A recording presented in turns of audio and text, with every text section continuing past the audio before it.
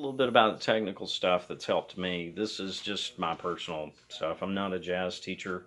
I just was chord and melody player when I first started with all this and kind of got sucked into uh, trying to play some single line stuff and improvise a little bit. So it kind of led me down this path. And a few years ago, it was looking at things like patterns for jazz and just realizing how difficult it was to conceptualize and just play technically the things that are so easy for horn players.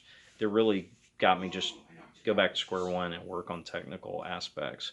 So I'll this is just it's been a little of a grind. I've done some things inefficiently, but I've figured out some things that I've read from other people and that from personal experience that have helped.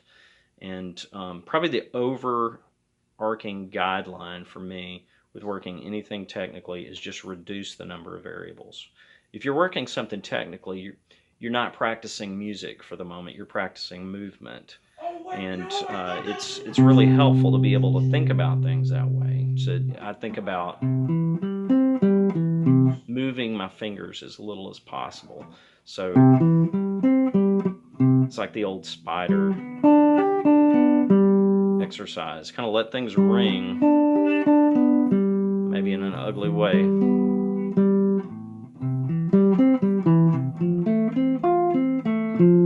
So I'm leaving fingers down to give my kind of an imprint of where my thumb should be. That thumb is real important for whatever reason. Technically, if I can find a place that is kind of the least common denominator, an average place that works for my thumb, it just feels like everything else starts to kind of, and my fingers know where they are in relation to each other. And then when I go back to just playing normally, it just, I don't know, it really helps to just kind of feel geography based on where your other fingers are going to be by just leaving them down and really try not to move anything until the next thing happens, not letting your fingers fly up, things like that. The thumb is really important when you start moving up the neck. When I did Randy Vincent's exercises, just real briefly for a few weeks, but working through that book, I found immediately that when you shift, his are 2 frets, and when you shift things in 2 frets, it blew up all of my. I mean, it was just complete technical breakdown for things that are essentially very easy to play. All of his stuff, there's no stretches, and it's just slides and hammer-ons and pull-offs.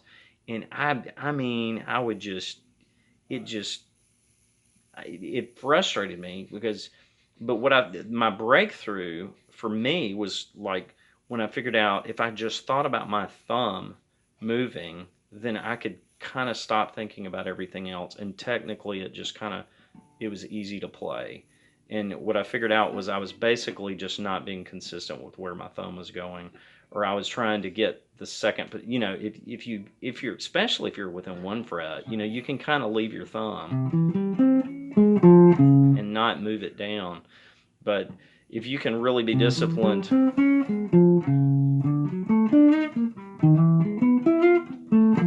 about where your thumb is, it really helps with just being consistent and really being able to feel where you are.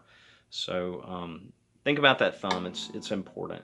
Um, One other thing in terms of reducing the number of variables, pick an area of the neck that's easier to play in. I think better at the lower part of the neck.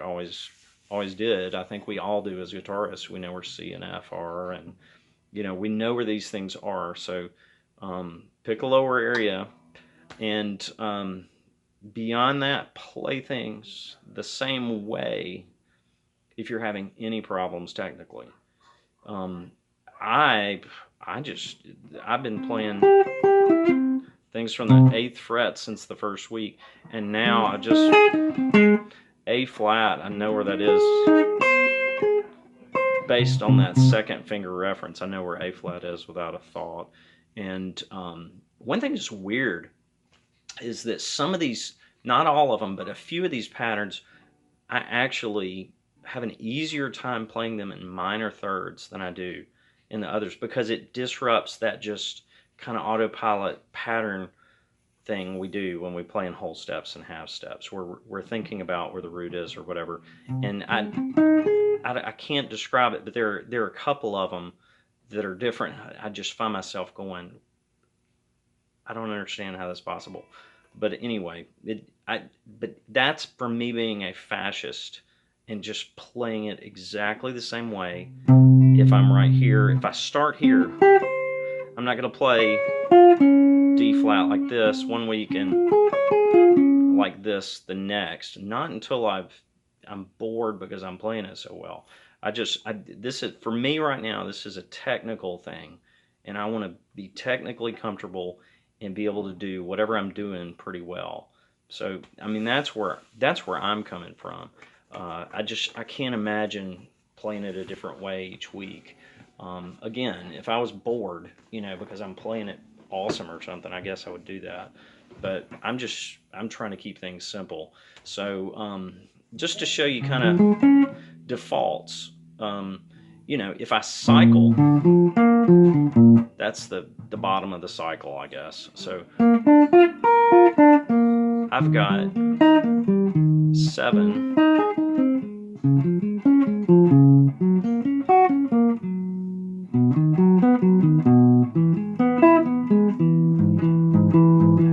That I think of from that second finger being on the 4th string from 3rd position. And then the other ones I'm going to pick up from 3rd position. I'm sorry, 2nd position. But I'm thinking 2nd finger on the 3rd fret.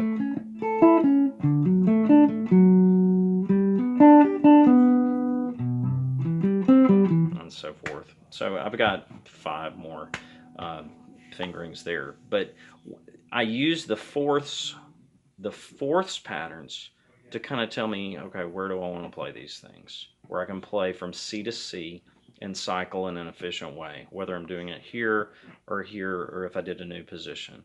The fourths organize well on the guitar because it's tuned in fourths.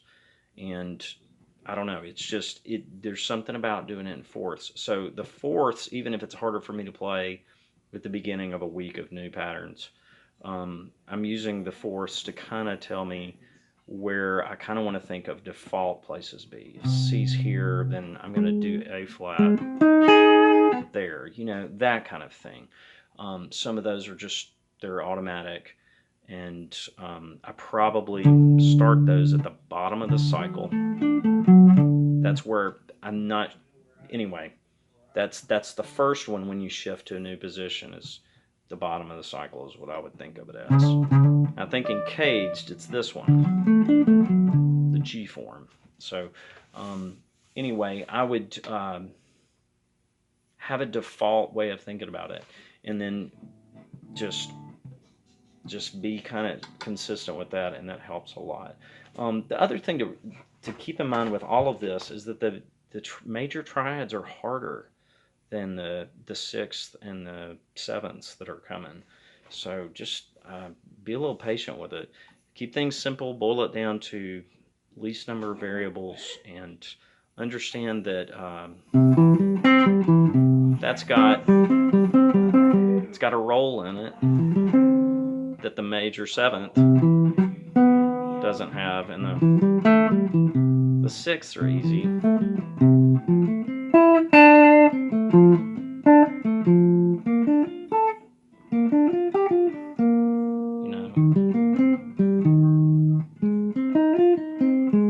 Those are all easier than the triads.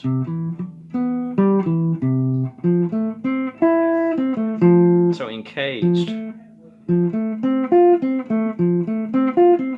you got that, you got a shift. In the Regway, you got, that's harder than the major 7 is. So just be patient with it. I think it gets easier when you get to 4-note chords, basically.